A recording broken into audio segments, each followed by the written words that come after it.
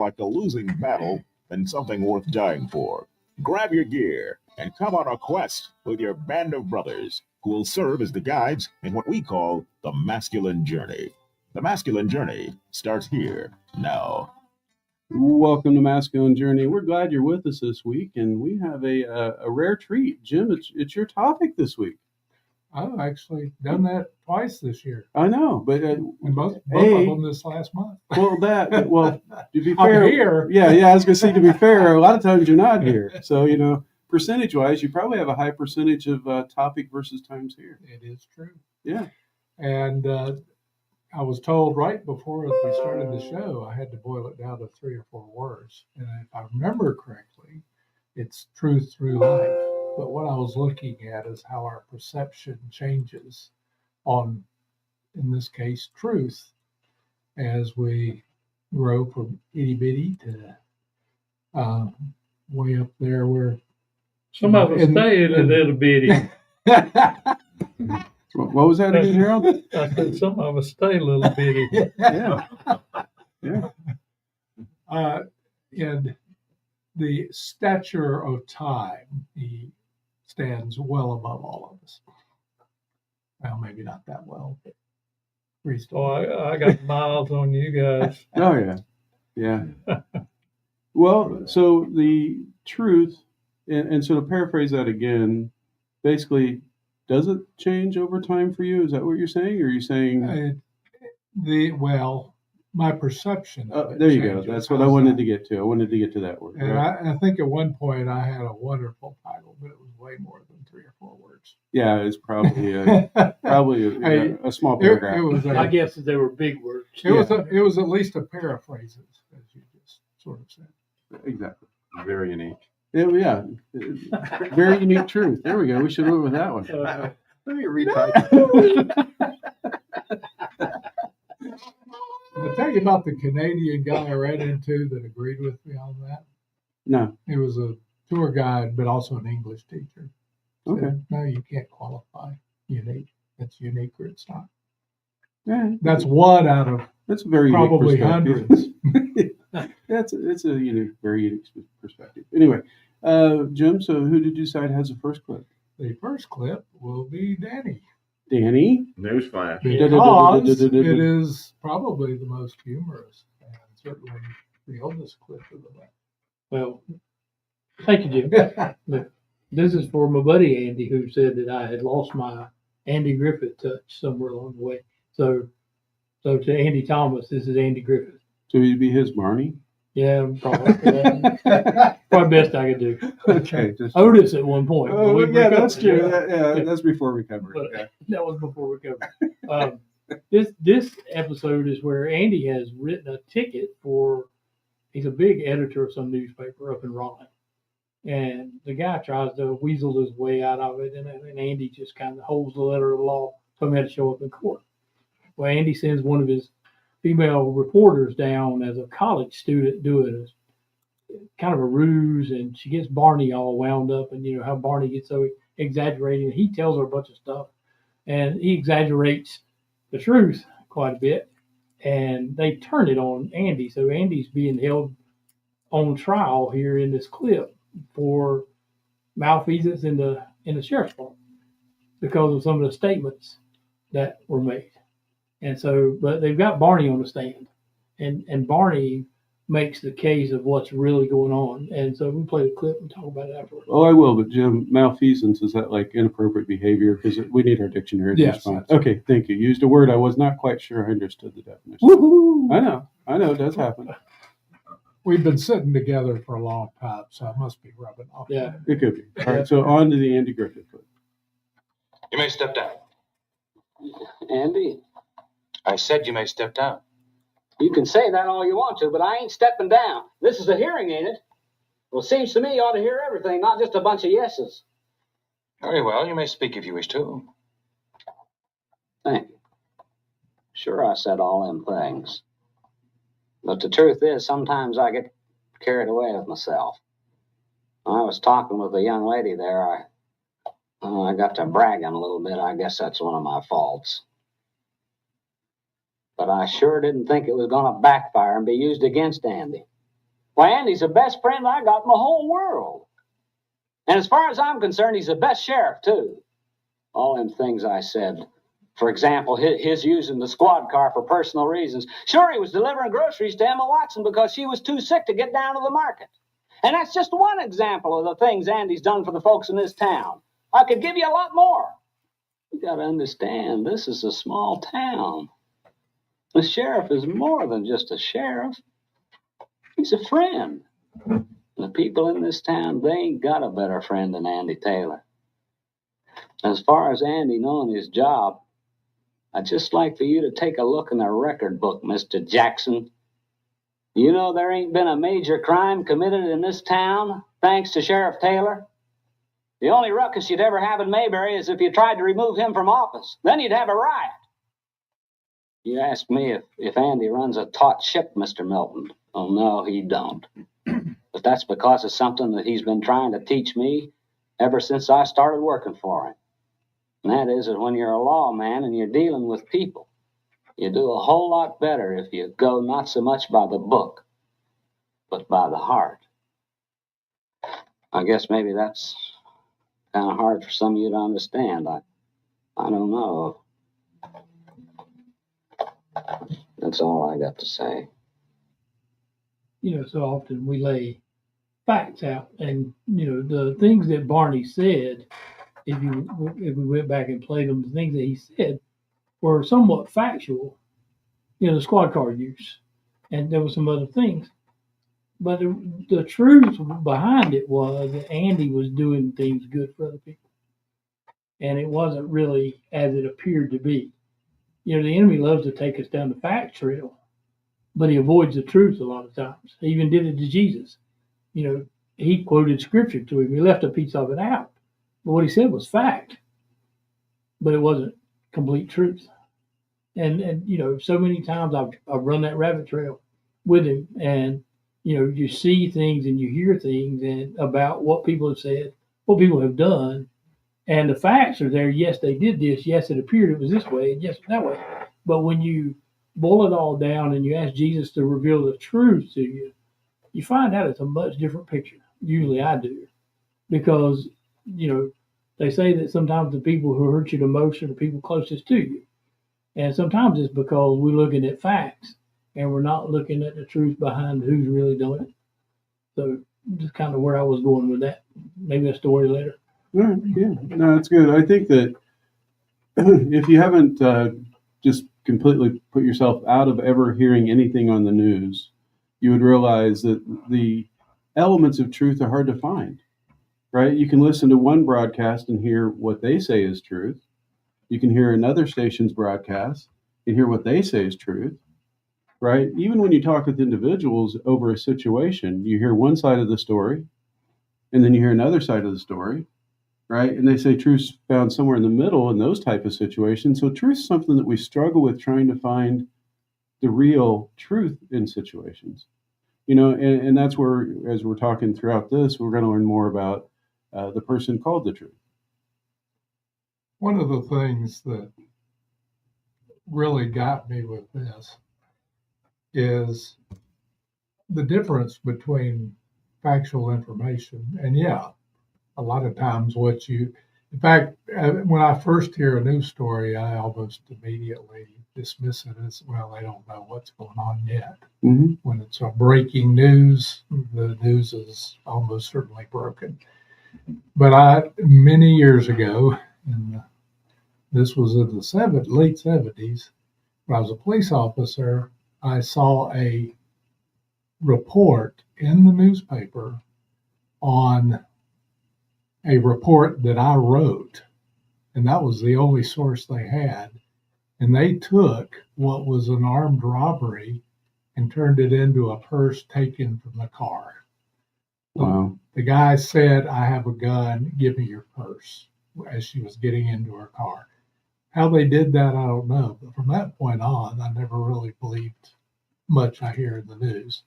And you'll often hear the numbers change constantly when they're reporting things. But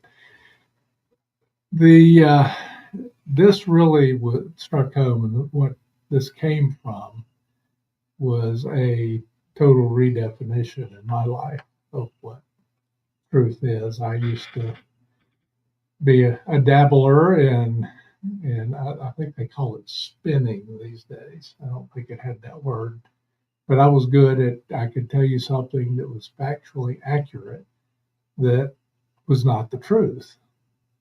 And the example I used was talking to my wife. I'd stay up till 5 a.m, playing a computer game back in the early days of computers.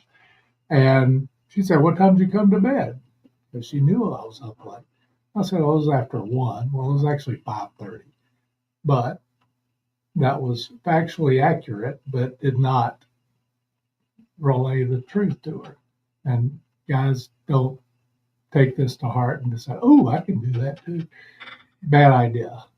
Because those things do come back to bite you. Mm-hmm. But my clip is, I actually heard this from Henry Blackaby. Yeah, we'll get to it after the Oh, break. Yeah, we won't have time to get it in before the break. More than okay. likely. Well, you're the one that knows that stuff. Yeah, Usually I just have seconds, so that was, yeah.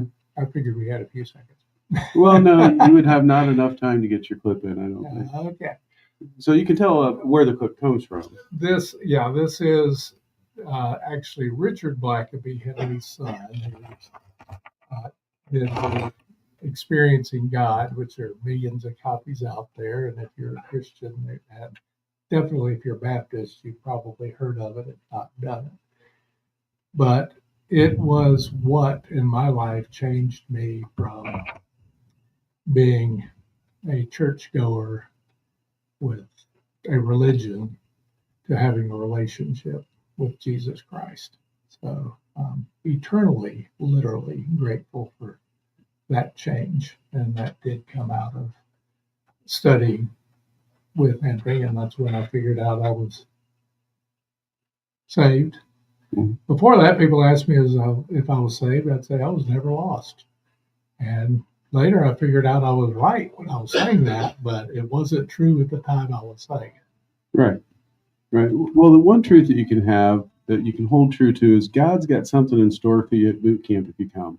He's going to have something there, especially for you. It really is the truth. And every boot camp we've all been to, God's had something amazing there for you. Go register. We'll talk to you after the break. Contest rules for the Truth Network.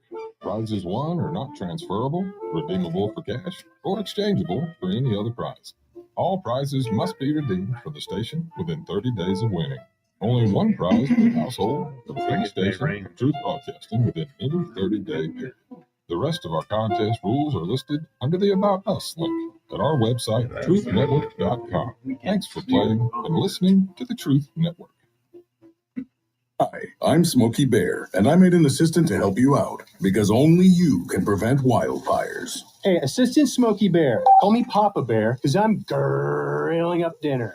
Do you get it? Yes, good job. So, what should I do with all these coals? Don't just toss them out. Put them in a metal container because those embers can start a wildfire. I understand. The stakes are high. Ha, ha, ha, ha. Learn more at SmokeyBear.com. Brought to you by the U.S. Forest Service, your state forester, and the Ad Council. Then you're a king. It's you to say I am. I know the truth. And find that I get damned. But what is truth? Is truth on changing law? We both have truth. A mind the same as yours. What do you mean? You took me by your king. That is from Jesus Christ Superstar, which once upon a time, I haven't tried it in a decade or three, but I could sing the whole thing. Knew the words. Loved it. Won't you do that before you come back next week? Sing the whole thing? Yeah, just or try. But this was the talk between Jesus and Pontius Pilate, and he puts out a good statement. Is my truth the same as yours? And that was the main reason I cut that. And the fact that I love JC Superstar. But we don't know. I mean, in communication, truth is almost unheard of, especially if we're texting or writing emails. If you don't have a person's eyes looking at you and you're looking at theirs and you're listening, you don't have much of a chance of communicating. And truth is that way. I know exactly what I had a big battle with a friend, and we were pretty much done a few weeks ago over a text I sent because I was upset at the decision he made and the way I put it. First of all, I thought he was accusing me of stealing, and I all but said that. And he said, "How could you think that of me?" Once we got together, it was okay. But communication stinks, and the truth generally is not something you can rely on being in that. Okay. Ready for your vote? This is almost like the Jim show here. We talked about it before the break, but this is Pontius Pilate. No, that's what we just did. This is the back of these stuff. This is a talk that from his father changed my life on truth. Here we go. Truth is a person. Luke 8, verses 24 and 25. They came and woke him up, saying, "Master, Master, we're going to die." Then he got up and rebuked the wind and the raging waves. So they ceased, and there was a calm. He said to them, "Where is your faith?" Truth is a person, not a concept. Jesus said he was the truth. John 14, verse 6. That means that you can never know the truth of your circumstances unless you have first heard from Jesus. The disciples thought they were perishing in the storm. They were fishermen who knew the sea and knew what their condition was. They had allowed their circumstances to convince them that the truth was their imminent death. But they were wrong. Truth was asleep in the back of their boat. Since some of the disciples were fishermen, they trusted in their own expertise and wisdom rather than recognizing that only Jesus knew the truth of the situation. At times, our human knowledge in certain areas of life can blind us to our desperate need to hear a word from truth.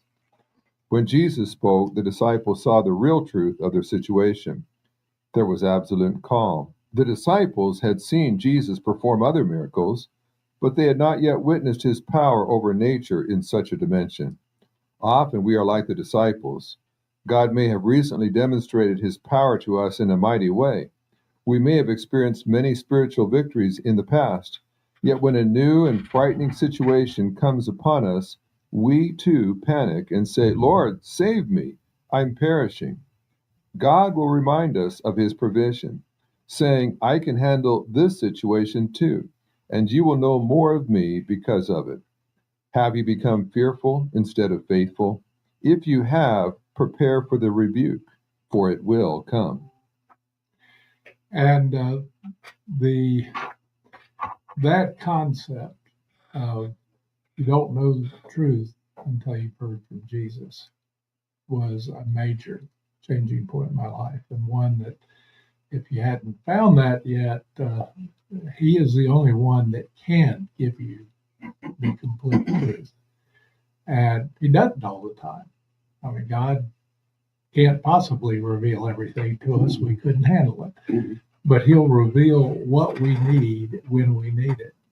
And I'm in a situation now that with a very dear loved one that is struggling with recognizing the truth. Has all her life, but is now not even sure about her own relationship with God. So we go into those times of fear. And the last sentence there, if you're being fearful instead of trusting God, there will be a rebuke. There will be a correction. Rebuke's a little bit harsh word, and I don't like harsh words, but rebuke is how it normally will come. I heard years ago taught that truth is revealed, it's not learned.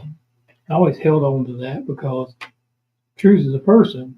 Jesus is revealing himself to us little by little. And yeah, we can't handle all of it. But we see it in when he was here on earth, and we see it further on that he reveals himself to us in different situations, because you don't really know who he is till you have to lean on him, and he reveals who he is, what he can do.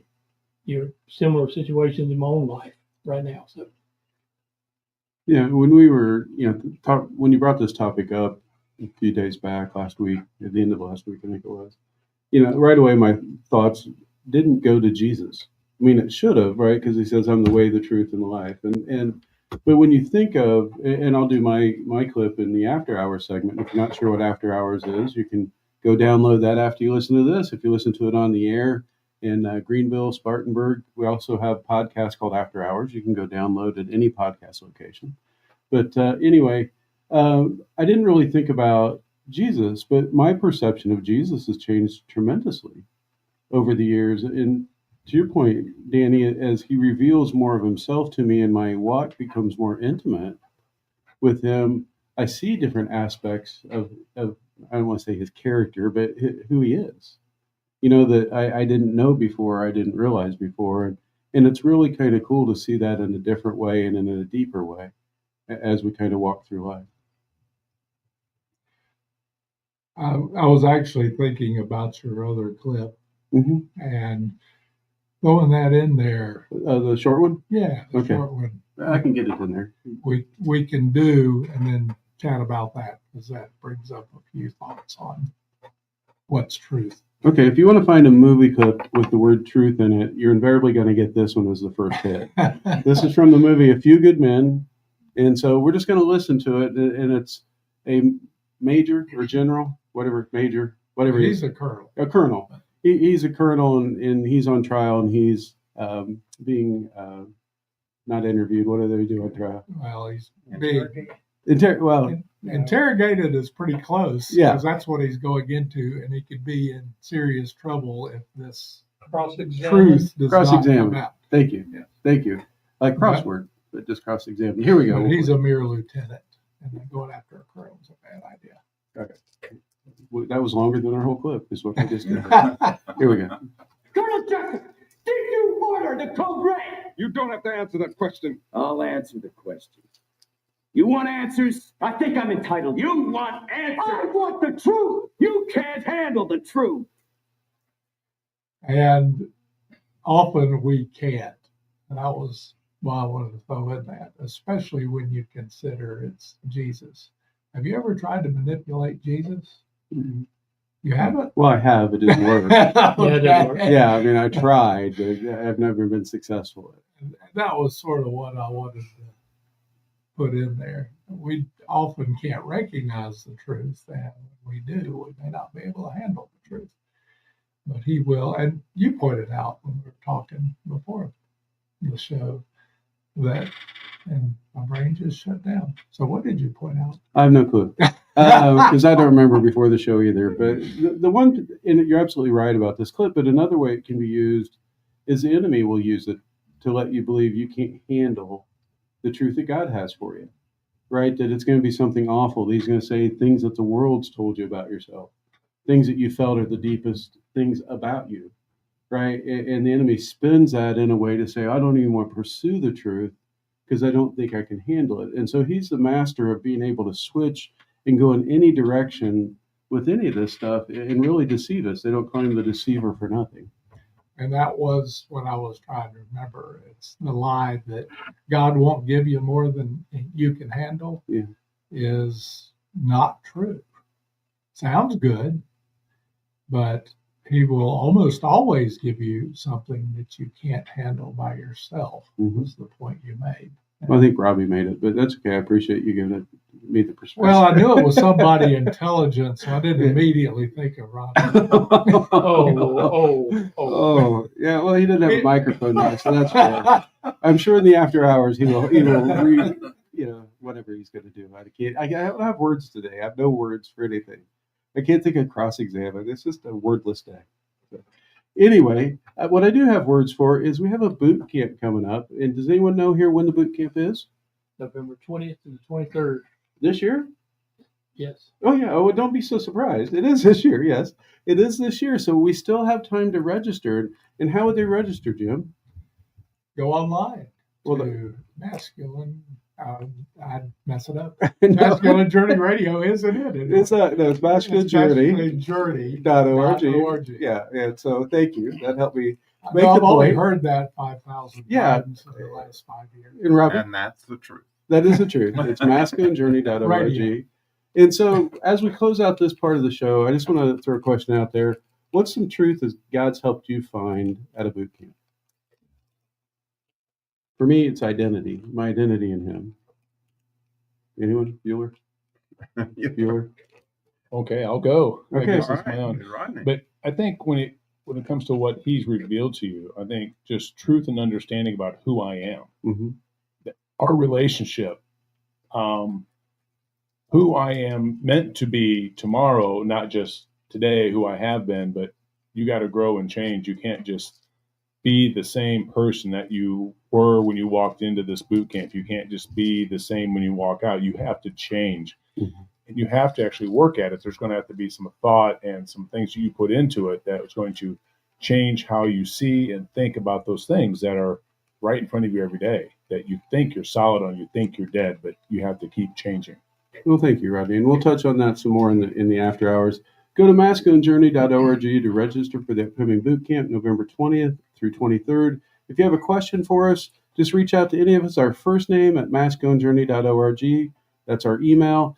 And like I said, every week, let God love on you this week, and then turn around and love on somebody well. We'll talk with you next week.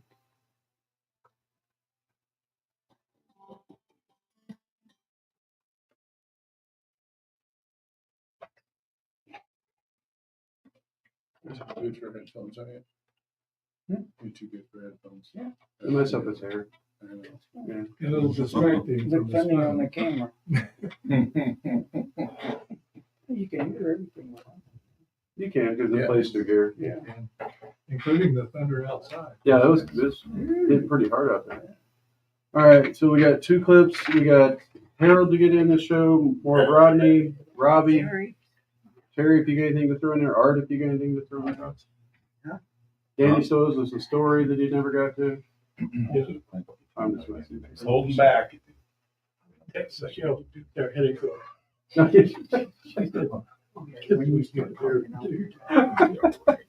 We'll have to tell her what I said to you. Yep. Yeah. I'm sure I'll get another picture like I got that one day. Yeah, probably. Yeah. Or maybe the same picture. It could be the same picture. Yeah, she just repeat it. My guess is it's raining. Oh yeah. Yeah. She was funny. She said, or said, you think you can, I know what you're going to do. No. That he will crack up. Yeah, no, I don't. It takes a lot to offend me. Do you guys care about the order? I can't really see any. There's only two more to go. I know. It's me and Robbie. Doesn't really matter. Yeah, but I was Let's trying do Robbie's. The Let's do second Robbie. make more 50, sense 50. than the other, and I can't really. Let's see do it. Robbie's first. Either way, it looks good. Yeah. Robbie, it gives Robbie some Hebrew time. We got plenty of things to do. What is the Hebrew? Although what is the we Hebrew do, word for we ring? might need to explain it to Robbie before he plays that. So now's the chance.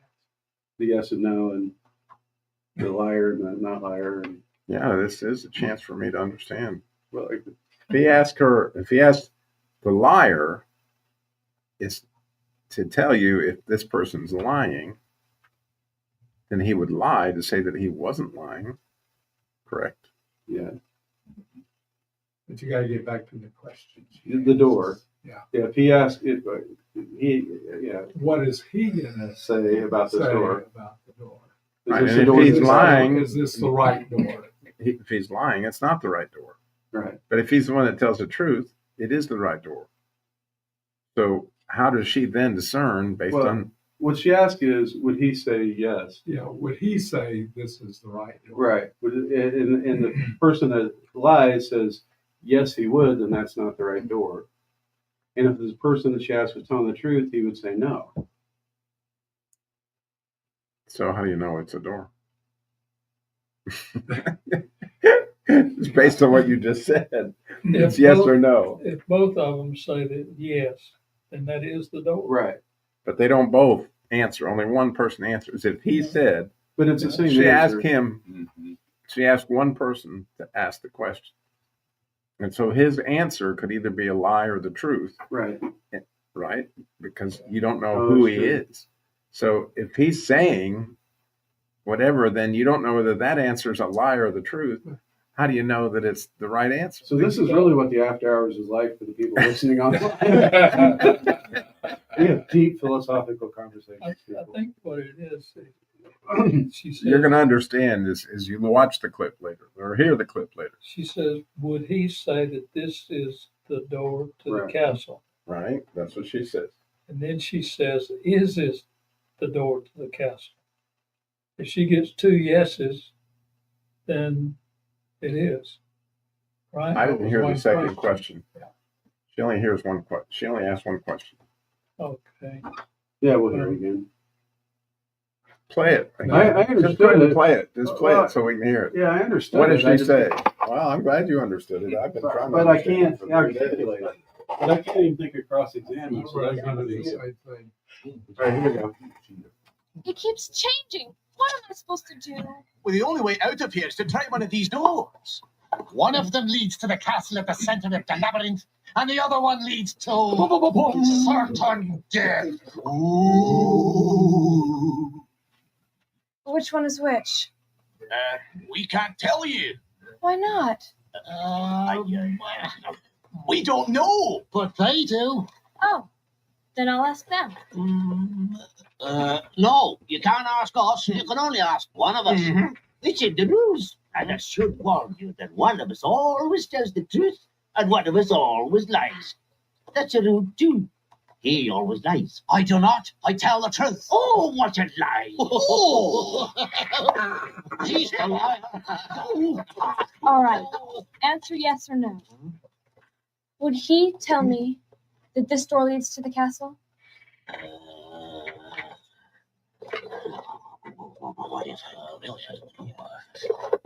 Yes.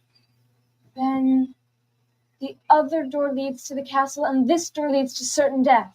Oh. How do you know? He could be telling the truth. But then you wouldn't be. So if you told me that he said yes, I know the answer is no. But I could be telling the truth. But then he would be lying. So if you told me that he said yes, I know the answer would still be no. Wait a minute. Is that right? I don't know. I've never understood it. No, it's right. I figured it out. I can never do it before. I think I'm getting smarter. It's a piece of cake. I think she asked the wrong one. The logic's correct in what she's saying. Well, she doesn't know which one to ask. 'Cause Oh, that's true. You got to take your pick. You pick. Why didn't you just open the door and look, and that's the step? I think once you open the door, you're committed. Yeah. Yeah, once she opens the door, it close it? sucks her in. I can't close the door. I don't know. That's Her what explanation of it confused me. When I just heard the question, I had In Search for the Holy Grail, what's your favorite color? Red, blue, blue. No. Red, yellow, no. the European swallow or the American swallow. I don't know. it's very confusing what she says, and it almost makes sense until you go, that doesn't make any sense. But I don't think it makes any sense, but it is a great puzzler. I would need a flow chart. Yeah, you need a flow chart. You need it. That's exactly what I'm saying. If you ask him, is this the door? Is it WD-40 or? If he's lying and he says yes, Yeah, you'd almost have to do a flow chart. and if he says no, I don't see how you can come to any conclusion that it's still 50-50. Stumbling is, it's his old face. Harold, do you have stuff you want to add on the topic? not about that. I will give way to my buddy over here. Well, you should both add. So we got plenty of time in that segment. And Art can throw something in if he wants. No, that was a no. I can see that with his eyes. I could pull up Clint Eastwood. I mean, Josie Wells. Yeah, we should get Josie on here. I'm pretty sure he knows the truth. She's still Truth in them words. She's shot. In his words. There's truth. That's right. There is truth in those words. Words of life, Always use it. Words of death. words of death, You're right. words of truth. Whereas Josie, when you needed him, you had the perfect chance. Yeah. So that's Josie down. Instead, Often. It's probably just right Did we there get under the blackface? surface. See, Jim's just as prevalent in Josie Wales as anybody. Yeah. It would be a competition if we That's didn't fine. both love the other one doing.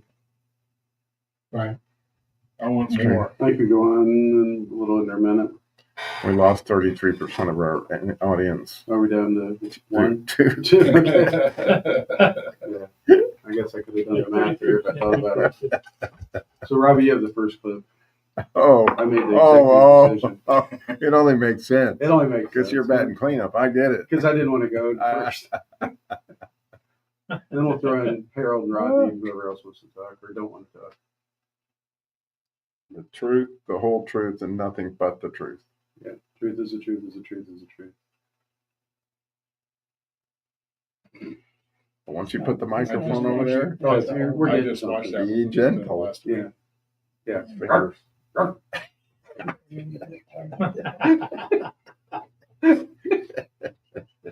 It's a young leaf.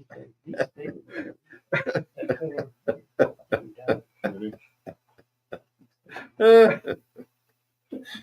I'll never forget that look on his face as long as I live. This was not a happy Harold.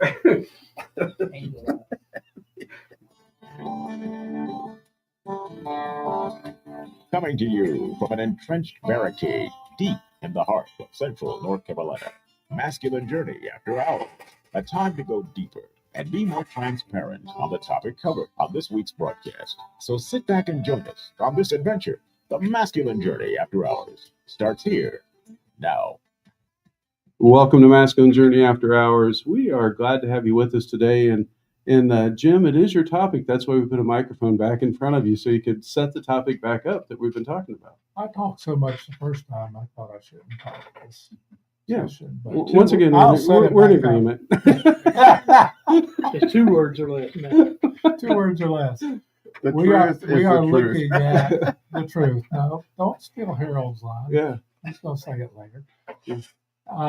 Don't be short with that. The shortest topic is we are talking about truth. The short topic, okay. And the reason I was looking at this is looking at my life. I was trying to say, well, my definition of truth has changed over the years. And so we're all looking at how that has changed in and for us. And there was a word I had that left me, but that's okay because I'm not talking anymore. Well, that's the truth. As far as we know. As far as we know. And so, first clip of this show would be for Robbie, right? Yes. Okay. Robbie, you have the first clip. I am so Here, excited you turn too. that At on. least to get the first clip of the second show, because Yeah. Andy, shows up. And you get to look at him now. Yeah, so You're Jim watching. Henson was, the Muppets guy, and he did this movie called Labyrinth. And this poor young lady is trapped in this maze, trying to find her way out, and with nothing but Muppets to help you. And they're kind of smart alecky Muppets to go with it. Mhm. And they're going to give her a lesson in truth and lies that obviously, if you listen to these voices carefully, I would be surprised if you wouldn't resemble some of these voices in your own head. It sounds awfully familiar to me, but go ahead and play the clip. We'll talk about it. It keeps changing. What am I supposed to do? Well, the only way out of here is to try one of these doors. One of them leads to the castle at the center of the labyrinth, and the other one leads to certain death. Which one is which? We can't tell you. Why not? We don't know, but they do. Oh, then I'll ask them. No, you can't ask us. You can only ask one of us. It's in the rules. And I should warn you that one of us always tells the truth and one of us always lies. That's a rule too. He always lies. I do not. I tell the truth. Oh, what a lie! Oh. He's the liar. All right. Answer yes or no. Would he tell me that this door leads to the castle?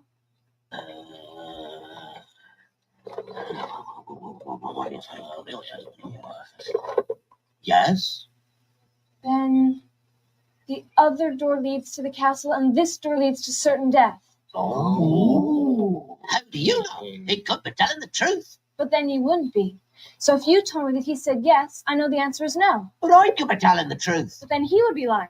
So if you told me that he said yes, I know the answer would still be no. Wait a minute. Is that right? I don't know. I've never understood it. No, it's right. I figured it out. I can never do it before. I think I'm getting smarter. This is a piece of cake. Oh, somehow or another cut out the scream, but it was not door number one. That was that certain doom, and that puzzled me till my puzzler was sore. Yeah, It's like- it's puzzled the entire group here because we had several tell me originally that, oh, I get it. Well, try again.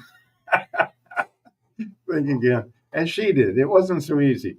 And the point of it is, from my perspective, as I've thought a lot about it this week, I thought it's interesting to me that a lot of people will quote, what is it, 1 John, where it says, no temptation has seized you except that which is common to man.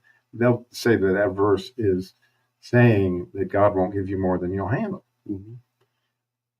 But the truth is, and I've seen it many times in my own life, that he certainly will give you more than you can handle alone. Right? And as Jim beautifully made reference to through Henry Backer Blackaby's son, is that the truth is a person that he can give us the interpretation.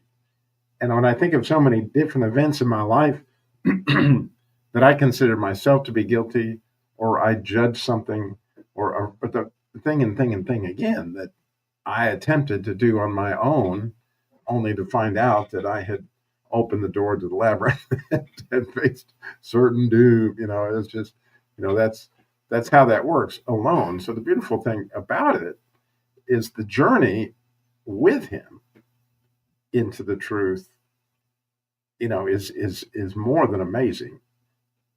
And, just this week, I was studying some ideas, as you might imagine, in Hebrew. As you gave me time to talk about it, you asked for it, you're going to get it.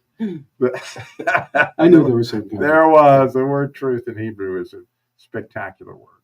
It really is. And the word is emet, if you're going to pronounce it in Hebrew.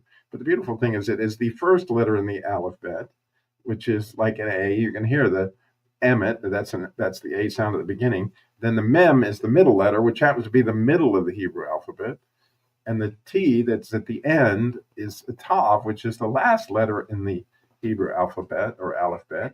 And so similar to what Jesus tells you, that when he says that I'm the truth, but I'm the beginning and I'm the end, but he says, I was and I is and I'm coming to be.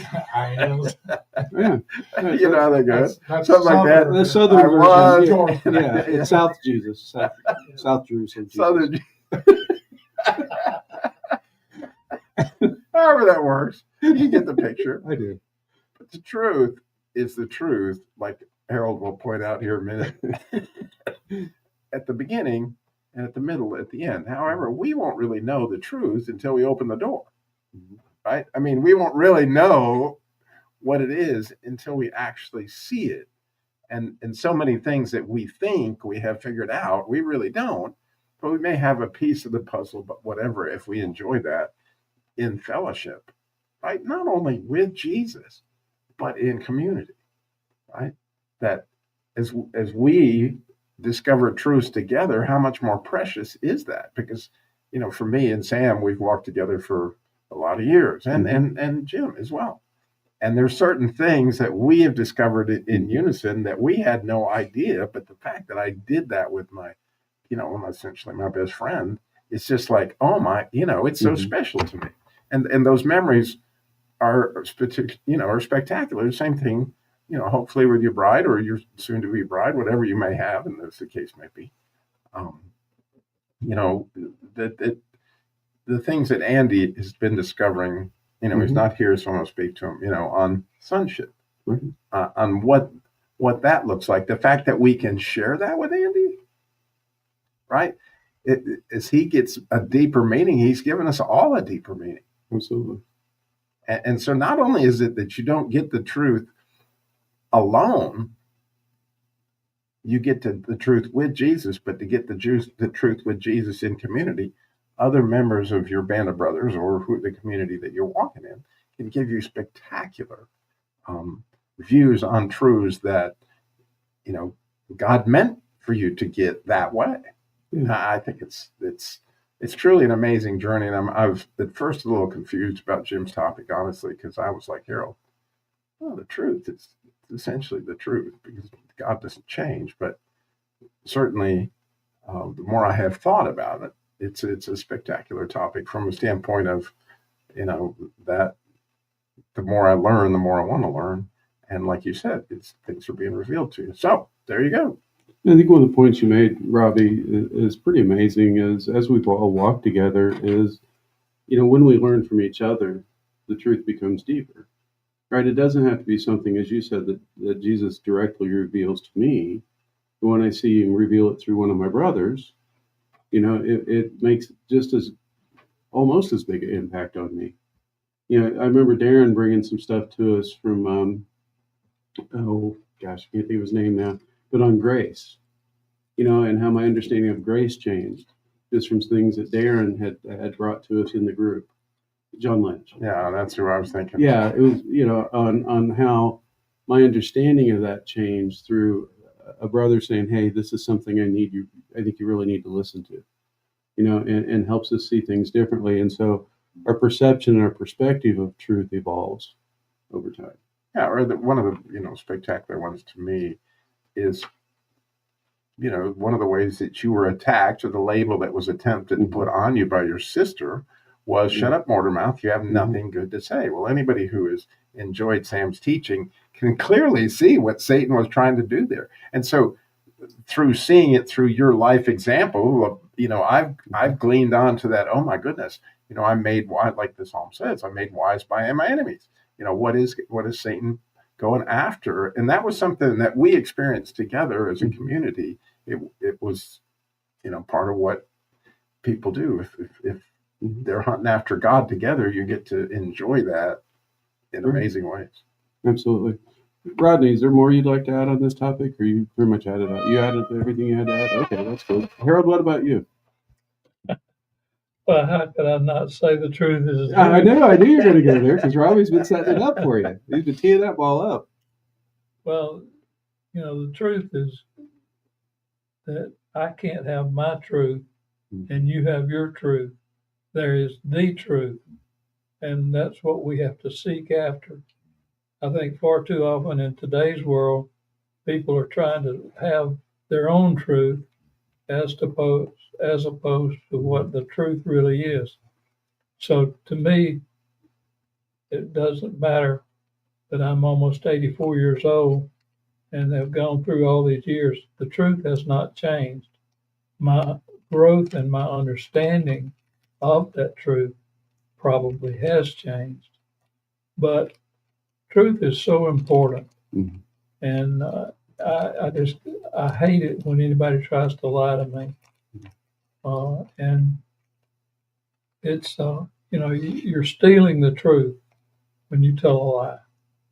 And so it's a very important topic. And I think that in all aspects of our lives, we need to have respect for the truth. Absolutely. Well, thank you, Harold. Art, do you have anything you want to add on this subject? Nope. Terry, what about you? You got anything? Okay, well, we'll go around the horn. Rodney, you already said no, man. You can't be throwing one in now. But like there, do you always know what the truth is? Eventually. You hear it and you're like, oh, that sounds like the truth. You go away, oh no, I think it's different tomorrow. It changes all the time in your own mind. Yeah. You always know who the truth is. You don't always know what the truth is. If it came out of, how much comes out of Jesus' mouth in this world? What's already written down, and you don't get more. You don't get all the little small things, and it's just constantly a battle. that you have to fight to understand. And I think it's completely worth it. There are so many things that go on in the world that you're like, I don't care what he or she said. Yeah. But there's those times when it's like, I need to know. Well, I think it gets back to the askers, the seekers, and so forth. The more you seek, the more you'll find. And so forth. The more you seek, the more you'll find. Yeah, when you want the truth, you go searching. You do. Yeah. That was for my friend Robbie. Yes, Thank you. yes. Well played. So I'll get to my clip, and then we'll get to something else probably. But my clip is from the movie Liar Liar. And so what's going on here is you have I can't remember the guy's name. It's Jim Carrey. He plays the title character in there, and he lies for a living. He's an attorney that makes his money lying and getting his clients, off of their case. They win their case by him lying. And his son has his 8th birthday, I think it is, and he has a wish, and he makes the wish that his dad can't lie anymore. And the next morning, his dad cannot tell a lie. But he's in the middle of this court case where this lady had a prenuptial agreement that she signed saying that she would not get any money if she had any extramarital affairs, which she has had some, and he's trying to hide it, but he can't lie about it. And also, there's some audio evidence that she had an affair that he'll allude to. But he figures out a way to do it, and it's not the point that he's going to make, but it's a point of him interviewing her that I'm going to make afterwards, why that mattered to me and why I chose this clip. But that's what's happening in this clip. Does that make sense? Almost. Mostly. Well, Rodney, I it's think okay. it's Bruce Almighty. Yeah, it's not Bruce Almighty. It's Liar Liar. Which door was it again? What's that? Which door was it again? Yes. I sent you a text explaining it, hopefully, in a way that you can get it. So. Okay. Well, anyway, back to my clip. It is from Liar Liar, and we're hearing about the court case. And here we go. Mrs. Cole, is this a copy of your driver's license? Yes. It says here you're a blonde, are you? If you don't remember, perhaps Mr. Falk will. Brunette. We could play the tape again. Maybe it's on there. I'm a brunette. Thank you. Now let's see. Weight 105? Yeah. Your Honor, I object. You would. Quiet. Overruled. Wait. 118. All right, fine. I'm 127. Uh-huh. And it says here you were born in 1964. But that's not true either, is it? No. Can you tell me what it says here on your birth certificate under date of birth? Your Honor, I object. What does this have to do with anything? Overruled. Mrs. Cole, answer the question. 1965. Now let me get this straight. That would mean that you lied about your age to make yourself older. But why would any woman want to do that? I changed it so I could get married.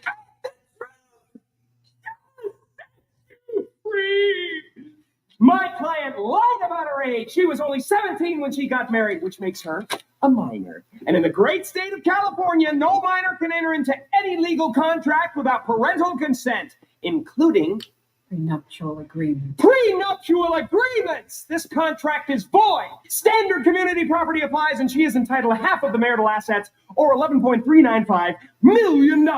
Jordan fades back. Swoosh. And that's the game. Nothing further, Your Honor. So what in the world does this have to do with other than the word the truth in there? The truth shall set you free. Well, Mrs. Cole in this was a willing participant in activities that were true about her. She had extramarital affairs, right? That's a truth about her, but that doesn't tell you the whole truth of the situation.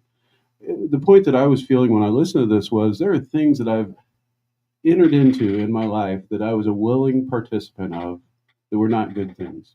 Times that I'd watch pornography or whatever that was, it was not of God's will. And I was a willing participant in those things.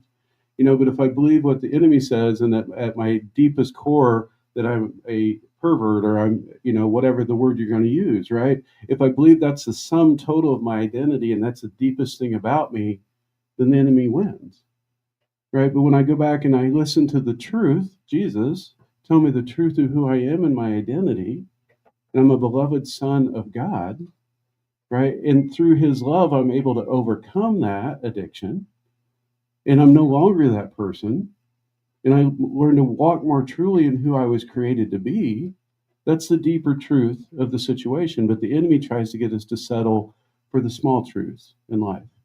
Because if you'd said that, absolutely, that's who my identity was, a part of me, right? And there's other things that I've done, and there's other things I'm sure you've done, but that's not who you are. What you've done does not equal who you are.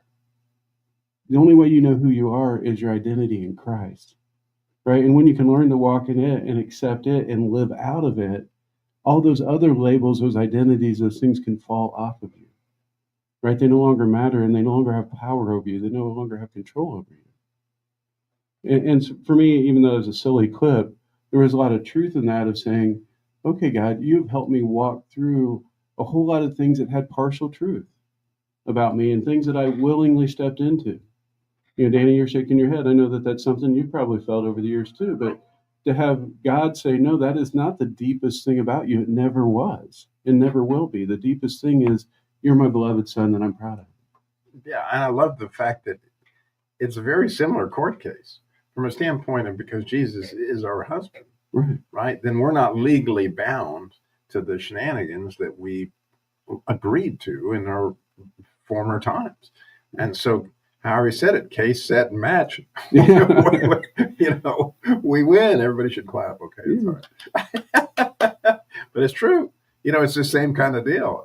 As the more I thought about that, the more I love your clip, because it's exactly like, okay, go for it, dude. Mm-hmm. Absolutely. Years ago, we were part of a church, and we had a ministry there, and dealing with addictions, and I've talked about it a lot on the show. And there was a time when one of my dear friends was on another board of another ministry, and we had done some things together, and a statement was made, and some things were put into place, and something we were going to take part of. And the way it was presented to me, what was said was facts. It was said, but the context was everything. Well, I got it in the wrong context. It was a miscommunication. And so I took the facts, and the devil had a heyday with me, and we actually wrote a letter. I mean, it was a horrible situation, and we went to the pastor with it. The pastor was not happy about it from our perspective, and we ended up having this meeting, and it was almost it could have been a total split divide that could have had reprimands and stuff in the church. I mean, it was bad situation. But when we sat down in a meeting with everybody that was involved, and the truth was revealed, God led me into a place where I realized that, yes, these things were said, but I had to look at the heart of the people who were behind what was said. And either they were just pulling off the ultimate pose, and they didn't care a thing about me and a thing about our ministry. That would have had to have been true, but I knew it wasn't, because I'm still good friends with everybody on that board, the other board, and the one that I was on. And but what it took me through was, it was a heartbreaking struggle, but it took me to the other side of truth being revealed. Of, I got to see the Jesus in people. That's what I've got to look for. And if I know their hearts, and I think about my first boot camp on the team and our incident. That was hard on, I think, harder on you than it was me.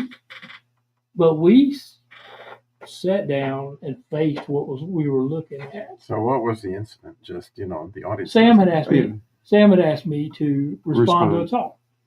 And then he, as we all know that do talks, was going through his notes, looking at time and that thing, and he skipped a page and he went on about his business, finished the talk. And I'm sitting over there going, well, I guess he didn't want me to respond.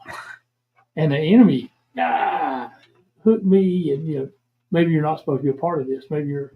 And I was sitting there contemplating going to my room, packing my stuff, and leaving. It was that traumatic. And then we were supposed to be having a covenant of silence, and we broke that too. So we had broke all kinds of things at that point. But we talked about it, and what I came to the conclusion was, I'd been around Sam a few months at that point. Been to another boot camp with you guys, and knew that wasn't Sam's heart. Sam would have never done anything to hurt anybody on that camp, me included. It's not who he is. And as we talked it through, I think it solidified a friendship and a relationship with not only with Sam, but with all you guys, because I know that I can trust you with my heart. Was the stapler involved? No. People's hearts are pretty safe. Not as much objects like staplers and a mouse, like a computer mouse. There are tragic episodes of those not making it out of camp alive. Well, Yes. I think it boils down to the truth of Jesus' own words, where he says, if a brother offends you, whether it's real or perceived, go to him. Often what we do is we go to Facebook, we go to the telephone, everybody but that person. Mm-hmm. We don't even go to prayer about it.